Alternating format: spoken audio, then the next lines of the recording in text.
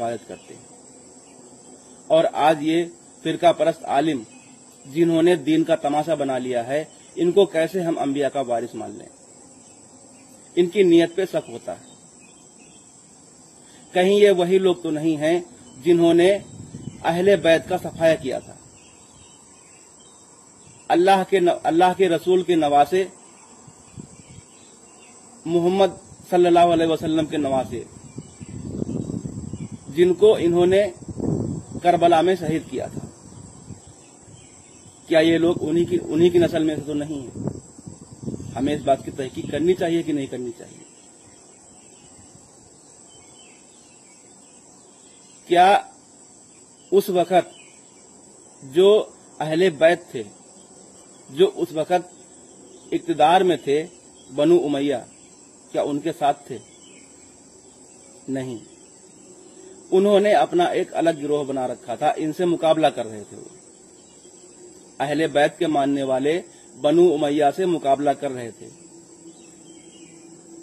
जो बनु अब्बास कहलाए।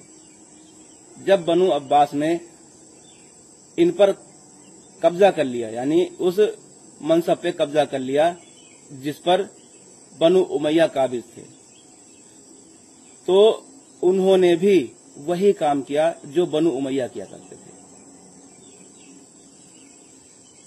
अहले बैत जो बनु अब्बास के साथ में थे, उन्होंने इनका साथ इसलिए दिया कि ये जुल्म के खिलाफ लड़ रहे थे।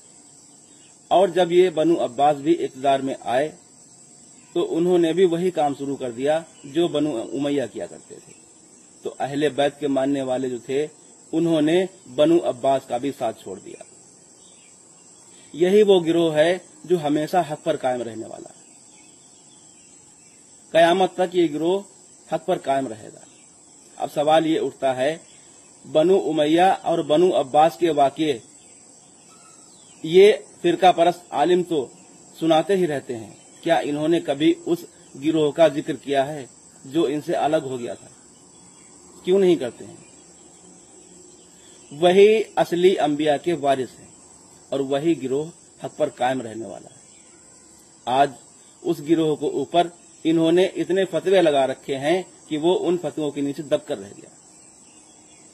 जब तक उनमें हिम्मत रही, वो इनसे मुकाबला करते रहे और इन्होंने उनको इतना मजबूर कर दिया कि वो इस उम्मत को छोड़ने पर मजबूर हो गए।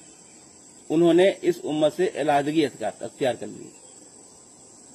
क्या हमारा फर्ज नहीं बनता है कि हम उन हकीकी अंबिया के वारिसों की तलाश करें, जिन्होंने दीन की खातिर कुर्बानियां दी, अपनी जानें कुर्बान की? क्या उनको हम तलाश ना करें?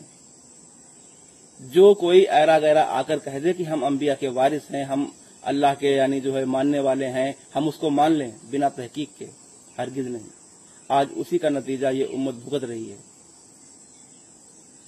हमें चाहिए कि हम उन हकीकी अंबिया के वारिसों की तलाश करें। वही गिरोह हक पर कायम रहने वाला है। बाकी सारे फिरका परस्त हैं। मैं इनको फिरका परस्त इसलिए कहता हूं क्योंकि अल्लाह के रसूल ने बताया था कि 72 फिरके जहन्नम में जाएंगे और ये फिरका परस्त उन्हीं 72 फिरकों में से हैं। अगर इनमें हिम्मत है तो आए और मुझसे मुकाबला करें और अपने फिरके को सही साबित करके दिखा दें। कभी भी अपने फिरके को सही साबित नहीं कर सकते हैं ये, क्योंकि